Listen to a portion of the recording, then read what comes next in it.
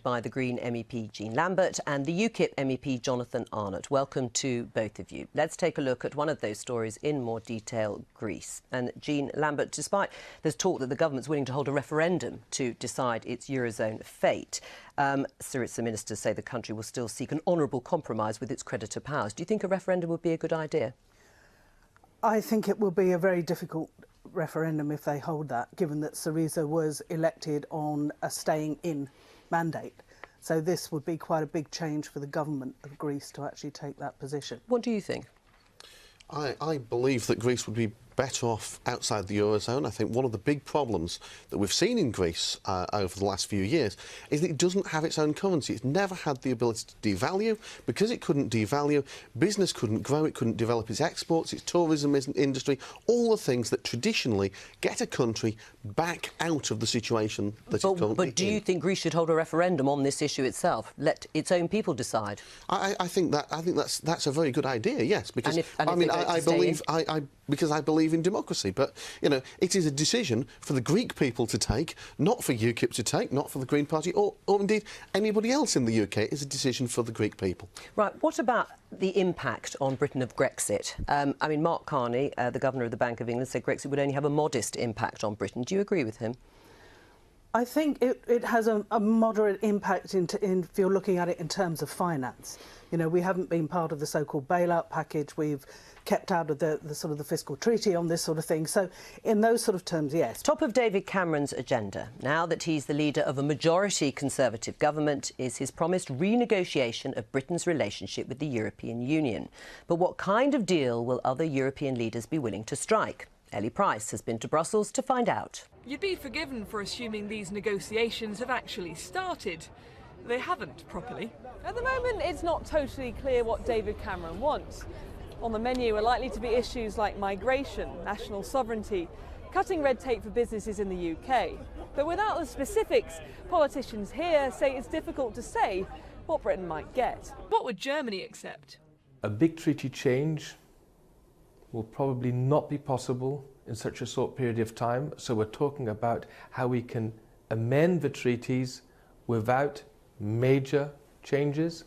And the single market is the backbone of the European Union. All four principles have to apply for all 28 member states, including the principle of free movement of persons. This can't be violated. It should be beneficial for all member states, not exclusively for the United Kingdom. The second, we don't want to undermine any pillars of the European Union, our essential values. If it is going to be only benefit for UK with weaker European Union, sorry but not. David Cameron will come to Brussels next month when he's expected to formally open negotiations. It's only when the details are laid on the table that it'll be clearer just how far Europe's door is open to change.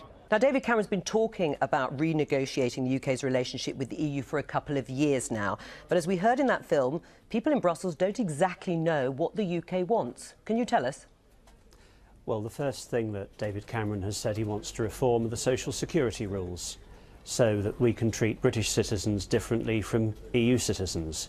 We don't wish to have to pay tax credits, child benefits to workers that arrive from Eastern Europe. We want them to have to pay into our national insurance system for at least 4 years before they can take out. Right, but I think they do know that. I mean, I think we have had discussions around sort of benefits and out-of-work benefits that migrants might be able to get from the EU. But what beyond that is on the table, as far as you know? Well, and another measure that he said that he wants is the ability for national parliaments to come together and to block unwelcome proposals from the EU Commission. Right, but anything major, anything in terms of restricting the freedom of movement, one of the cornerstones of the European Union, you would need wholesale treaty change, wouldn't you? That's correct, yes. Right, and you're not going to get that, are you? I don't expect that we will be able to limit freedom of movement of existing members of the European Union. Right, but what I'm saying, and as you have admitted, wholesale treaty change isn't really going to happen, certainly not in the timescale that's been put down by David Cameron. So you're talking about tinkering around the edges? No, I don't think. I think you caricature that. There will be treaty changes. For example, it will require a treaty change to treat EU citizens differently from our own. it will require a treaty change to give national parliaments an enhanced blocking role. Right, OK. Well, let me put that to you. Is that the sort of treaty change that can be achieved in 2 years before this referendum? The only way that you would get a treaty change like that would be if you were using what's called the passerelle clause. You can move forward, and that becomes intergovernmental. So that actually leaves out the European Parliament from the treaty change. So, you know, that's something which is being talked about, but it's going to take a lot longer than a few months to negotiate it. I mean, if there is treaty change between national governments, it doesn't need the say or the will of the European Parliament, that is going to shoot your fox, isn't it? Well, first of all, you need 28 governments all to agree, which I think is incredibly unlikely. But let's remember, David Cameron has been Prime Minister of this country for 5 years. He's been telling us in all this time... In coalition. He was in coalition with the Liberal Democrats. He's going to renegotiate, but he was still Prime Minister. And he could have been going out and doing that renegotiation. And in that 5 years, we haven't seen one stroke of a pen disappear from one piece of European Union legislation as a result. So now he's saying that in the next 12, 18 months, they think all of this can be achieved. And actually, what he's talking about is very, very minor compared with what needs to be done. Right, but restricting access to out-of-work benefits to EU migrants might be considered quite significant for a lot of people in this country. If he achieves that, as I say, the importance of UKIP in that regard will diminish. But the issue isn't about benefits. The issue is about... unlimited immigration from 27 other EU countries. It's an issue that is so much more than that when we've got net migration of 300,000 a year, when the Conservatives, of course, promised that they'd bring it down below 100,000. And that is almost exclusively as a result of EU migration. Right, and isn't that the case? You're not going to be able to do anything about that, Ashley Fox. And actually, that pledge by David Cameron was seen as, for a lot of people voting in this election, as a breach of trust. Well, what Jonathan forgets is that David Cameron has a very formidable record of negotiating in Europe. Really? The first Prime Minister to cut our budget in real terms, the first Prime Minister ever to veto a European treaty that was not in our interest. What do you say to that, Jonathan Arnott? He talks about a phantom veto of a phantom treaty that was never actually on the table in the first place. And remember, the last time that Cameron actually tried to stand up to Europe was over the appointment of Juncker, and he lost by 26 votes to 2. In order to achieve this kind of treaty change, he needs to win by 28 votes to 0. Right. What do you say to that? I mean, the record isn't great. You cited some examples, but he hasn't exactly made friends, David Cameron, nor has George Osborne up until now. Just putting down a list of demands. We've seen the responses in the film we've just played, Ashley Fox. No, the Polish representative said, "I'm sorry, the answer is going to be no." The German MEP, David McAllister, said, "We will not agree to all the demands laid out." So how are you going to achieve success? This is the beginning of a negotiation process. So I would expect that we will set out our demands within the next 3-6 months or so. You should be 5 years into it. You forget we were part of a coalition government, not a Conservative government. You forget that Cameron was Prime Minister. A Conservative government with a mandate for reform. Yes or no, Ashley Fox, do you think the in-out referendum will take place before 2017? I really don't know. I mean, would you like it to? I would like it to be held as soon as the negotiations are completed. So we've said it will take place by the end of 2017. If it takes the full 2.5 years, so be it. All right, thank you very much. Over the past few months, thousands of African migrants have risked their lives crossing the Mediterranean for a better life in Europe. But European governments have found it difficult to agree on a solution. Earlier this week, the European Commission produced a new plan, including a new quota system to relocate up to 20,000 refugees across the EU over the next 2 years. Britain has a veto on accepting refugees and argues more should be done to tackle the traffickers themselves. Jean Lambert, does Britain have a duty to accept these refugees? I think Britain certainly has a duty to actually support the actions of the European Union and accept some of these refugees who are coming across the Mediterranean.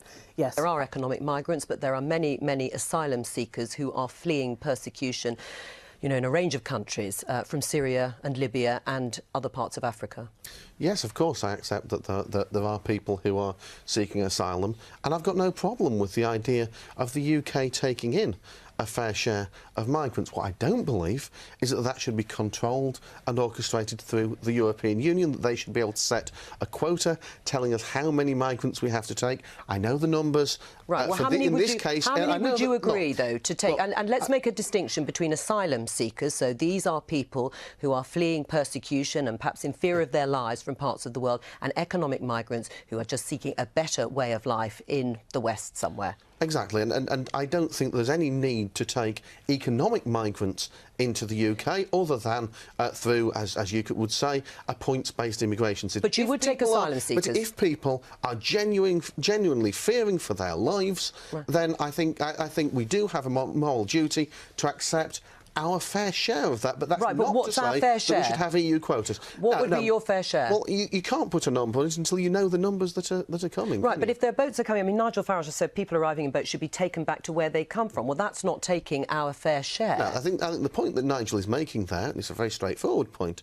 if you say to people, you come across by boat on a very, very dangerous journey, and then you're automatically going to be given asylum, then other people then come across by the same means, and we see time and time again that these boats are, you know, there is a huge danger of people losing their lives as a result. So yes, but I think what Nigel is saying is that ideally, if the processing could be done before that journey takes place. But where? In Libya, which is being torn apart? Well, I mean, you know, it shouldn't be too difficult to it should be a lot easier to find a safer country near there than to come across the Mediterranean. Right, I mean, shouldn't that be where the focus is actually concentrated, in the sort of the departure points, if you like, to deal with the traffickers? Because otherwise there could be a flow of migrants that the UK and other countries would find difficult to cope. I think there are a variety of problems that you've got here, and certainly part of it is around issues at the source and what you do to either divert, to inform, to point out the risks, to actually disrupt the trafficking routes, the smuggling routes. That's part of it. The UKIP leader, Nigel Farage, is having a few local difficulties in the UK at the moment. But what will the wider implications of this be for his standing in the European Parliament? Mr Farage has always prided himself on shaking things up in Brussels, as this clip when he addressed the European Council leader Herman Van Rompuy shows. You have the charisma of a damp rag and the appearance of a low-grade bank clerk. And the question that I want to ask, that we're all going to ask, is who are you? I'd never heard of you. Nobody in Europe had ever heard of you. I would like to ask you, President, who voted for you? And what mechanism? Oh, I know democracy is not popular with you lot. And what mechanism do the peoples of Europe have to remove you? Is this European democracy? Well, that was fairly memorable. Jonathan Arnott, do you think all of this over the last few days is going to damage his standing and reputation? I think no, it won't. But, I mean, Juncker, of course, very famously wished Nigel Farage all the best for his election campaign when he stood for MP, because Juncker did not want Nigel Farage back in the European Parliament, shaking things up and really standing up for democracy out there, because really very, very little of it. But he did say, I'm a man of my word, Nigel Farage, and that he would stand down if he lost in Thanet South. He said he did, well, he did resign, and then 3 days later he unresigned, if that's the term that you would use. You were on the ruling executive, the NEC. Were you at that meeting on Monday? I'm afraid I was at a funeral on Monday, so I'm at a little bit of a disadvantage because I don't know all of the internal wrangling. What do you know? What happened at that meeting? Look, all I'm aware of is that the NEC met, discussed the matter, and asked Nigel Farage to reconsider that resignation. Right. I mean, who first suggested Farage should stay? I don't know, I'm afraid, because I was not at that meeting. Right. Are you going to find out? Well, I don't need to know who said what at every second. Do you know if Nigel Farage was in the room when they voted to say that he should stay as leader? Look, I mean, as I've said, I was at a funeral at the time. I do not know the ins and outs of every little bit of every minute of that meeting. What I do know is that the party is fully united behind Nigel Farage now. Really? Right. Oh, that's it. It's all finished. You don't know who the senior person is who's briefed against him? Look, as far as look, seriously, I am convinced that the party is behind Nigel Farage now. Goodbye from us, I'm afraid. You didn't frankly have the balls to put country before party.